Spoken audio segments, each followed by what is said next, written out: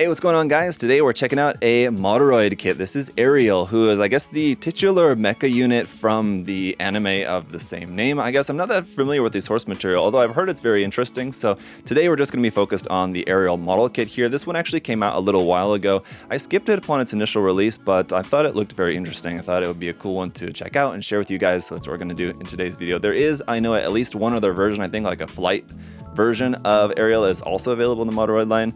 But for today, let's go ahead and just start off with this really cool box. And we'll take a look at all the contents and then we'll get to look at the kit. So yeah, for the box here, really cool art style for the front. It's certainly very eye-catching there, especially if you're a fan of kind of older 80s style kind of anime. It kind of reminds me a lot of Alita Battle Angel sort of in a way, as well as I'm sure countless other different anime and manga series that had a kind of a similar shared style, but really cool artwork there for the front of the box. On the ends of the box, we have just kind of the same thing over here on this side, just the Ariel titling and a kind of green shadow image there. There's a little bit in here in English about Ariel there, all around intercept and escort lady, the super robot which Skebai developed by carrying out, making full use of the technology to keep the peace of the Earth. Height 40 meters, prudence 600 tons, 800 tons.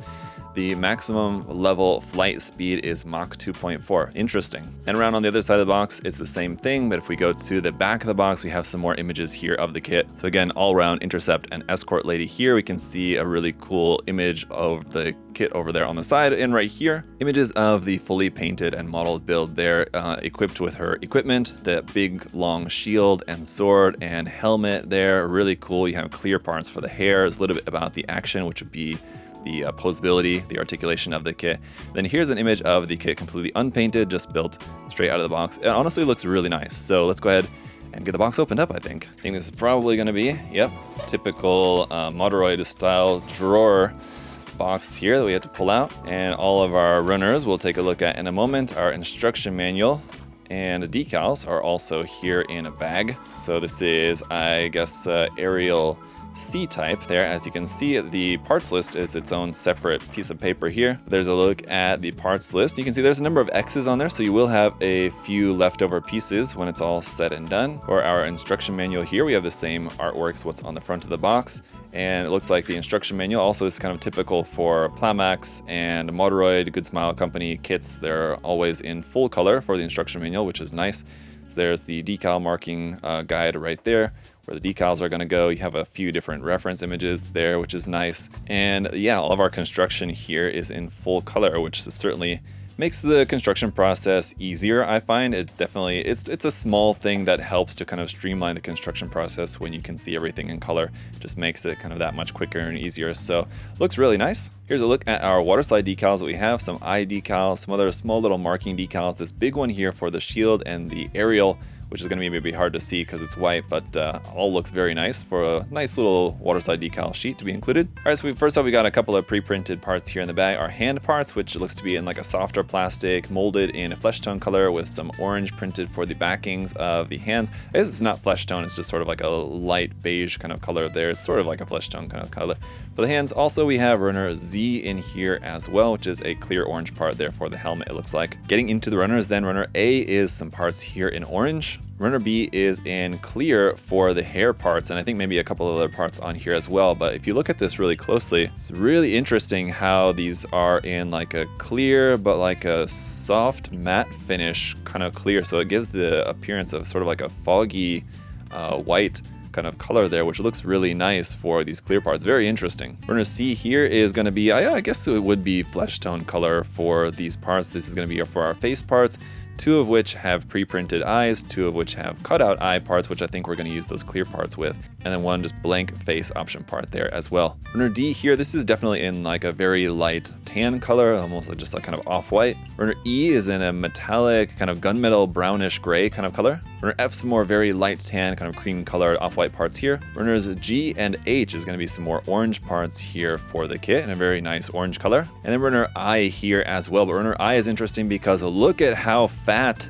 this runner is here around the sides. Like normally it's like around 3 millimeters or less would be the like plastic rod, which is making up like the frame of the runner. This has got to be 5 to 6, if not maybe 7 millimeters. It's a huge fat runner anyway. But that aside, the shield part there does look very cool with some very fine detail, especially down here. Then you're going to want to be very careful with those parts. We have runners J, K, L, M, and O, which is going to be some more dark brownish gray gunmetal color parts here for what's going to be like the joint and mechanical kind of frame structural kind of parts here of the kit. So as you can see, going from a couple of larger runners to a couple of smaller runners with just some different connection pieces like that, and then some different detail parts in and around here, part for the sword there as well on runner O. Last but not least, here in plain clear is our display stand, which is runner S. I'm kind of wondering if they skipped to letter S just so that this could be S for stand. But anyway, that's it for all of the runners. Let's go ahead and check out the kit. Alright guys, and here is the kit all built up. Really, really interesting indeed. A nice size to it, a lot of great detail, and love the clear parts for the hair.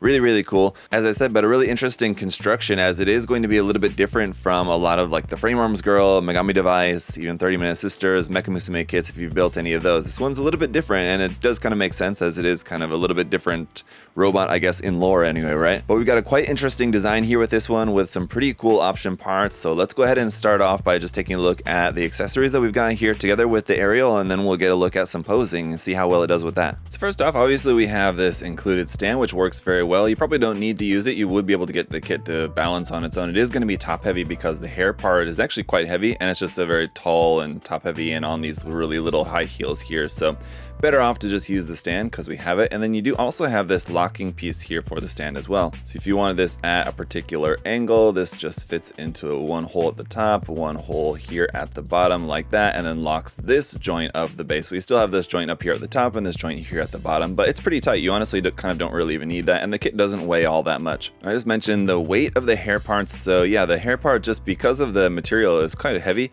You do have an additional part in case you don't want the hair just all back flowing like that. If you want it tied up, you have this part we can use for the back of the head. I'll show you how this is going to look on the kit in just a moment. And with this, we can use this long braided hair part here that'll plug onto the back, and then you can use that kind of like what we see on the box art of the kit. But alternatively, this is the hair part that we're going to use with our alternative head because it's wearing the helmet here, so the hair is all kind of inside the helmet.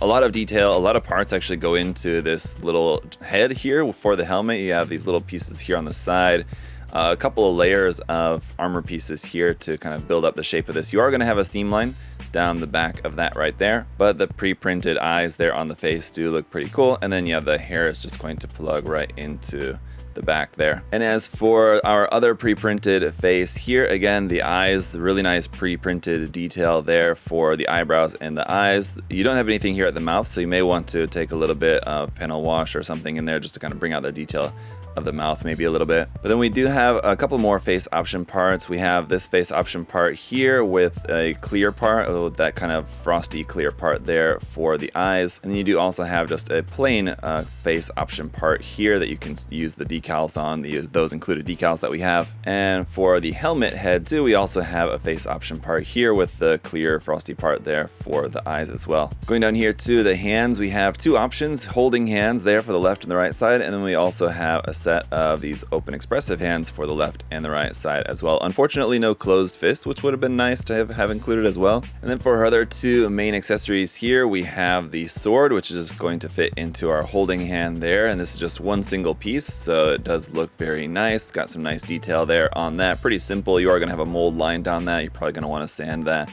But otherwise, yeah, pretty straightforward sword there. And then our really cool shield here. This is just also made up of just a few parts. You have this part which is going to fit around the back of the arm, and then the hand is going to fit onto this handle part, so that will rotate a little bit. But essentially this is going to be pretty much fixed onto the arm there once you have it attached. But some really nice details here on this, and again with some painting, panel lining, and the decals on here, it's going to look really, really good. But it's quite long, as you can see here, compared to the kit itself. It comes up to just about the eye line of the kit, so a very, very long shield indeed. And on that note, let's take a closer look here at the kit itself. So I mentioned the seam line there on the back of the head. You are going to have a couple of more tricky seam lines like here on the shoulder parts, which also goes through that vent detail. That's probably going to be the most difficult one. Otherwise, these parts here for the arms, like that cream colored part and these orange parts, are just solid pieces, so you don't have any seam lines on there. The legs, you will have a seam line down the side of this part here at the top of the thigh. But then again, this orange piece is a solid piece, and for the lower leg, the way these legs parts go together, you don't have any seams there, which is nice. But then going down to the foot, you do have a seam line for that part there right on the top of the foot. So there's a couple of seams here and there. Overall, the parts are designed pretty nicely so that you really don't have too many, just a couple of them. And again, in these areas where you have the mechanical detail showing, you just have a lot of really nice detail around there on the joints and in these areas around there. On the back side, you can see some nice detail up underneath where the hair is right there as well, and this is the hard point for plugging that onto the base. As for the articulation, the head is just on a single ball joint, so you can bring that up down a fairly good range there, and as you can see, when you bring the hair up, it's kind of popping out this collar piece there to push that back down. You may even just want to glue that collar piece in place just to make sure it's not popping out when you're adjusting the pose. But here at the midsection, we also have some movement forward, back, and a little bit maybe side to side there, and a little bit of rotation. These shoulder armor pieces are just on a hinge, so you can bring those up and down, and then the shoulder itself, the arm is connected via a ball joint right there. And you also have a rotating joint that will allow you to bring the arm up to about 90 degrees perpendicular to the body there. That seems to be about the extent of the upward reach there. We have a rotation in the bicep, and then a single joint here for the elbow as well, which does give you pretty good clearance to get a pretty high bend there at the elbow. Down here in the waist section, we are able to bring the legs up plenty high. Out to the side though, maybe a little bit limited. No, you still are actually able to get those out pretty far to the side there for a very wide stance. We have rotation here at the middle of the thigh, double joint here at the knee, which will give you a nice full bend there, and that looks really good. And then down here at the ankles, those will move side to side, and then also a little bit forward and back, not really so much. Mostly you're just gonna be able to move the front part of the foot up and down there, and that's pretty much it. Underneath the feet, whatever surface there is, very little surface here underneath the feet, and so we don't really have any detail there. And then also just want to give you guys a size comparison here with your standard 30 Minutes Sisters kit, just so you can see. This one's going to be quite tall in head height. It's going to be kind of similar to like your standard MS General kit, how we just recently took a look at one of those, and they're a little bit taller. Definitely going to be the case with Ariel here as well. But let's get a look at some poses now. Compared to a lot of other Mecha Musume kits, this one's pretty light on the accessories. I mean, you have the sword, you have the shield, and that's pretty much it. I mean, you can swap for the different head and hair option parts, which is cool. This is not quite like your typical Frame Arms Girl or Megami Device kit where you just have a ton of option parts in there, or even like some of the 30 Minutes Sisters kits, which are like pretty threadbare when it comes to the accessories. They typically don't include a whole lot in the box because the accessories also are sold separately. But usually you get a couple, and you also get the option of different face plates as well, and that's obviously not something that we have with this one. But that again, I think just goes back to the fact that this is not your typical kind of character, with the Ariel basically essentially just being a giant mech in the shape of this female character here. So in a sense, it would be sort of like asking for different face option parts for a Gundam, for example, which you can see why that doesn't really make sense. But it still is going to be a kit that I would maybe not necessarily recommend to you guys if you are looking for a kit that does include a lot of accessories and stuff in the box, because this is basically like, it's a really cool kit of this design, and if you're a fan of this design kind of as it is, then you're going to enjoy this kit, I think. There is also the flight type, which we'll be taking a look at very soon, so stay tuned for that, a different version of this kit. But yeah, it's definitely a very interesting design. I'm glad I finally got the opportunity to build it up, and I'm looking forward to working on it some more in the future. But it's not maybe necessarily one that I would recommend for everyone.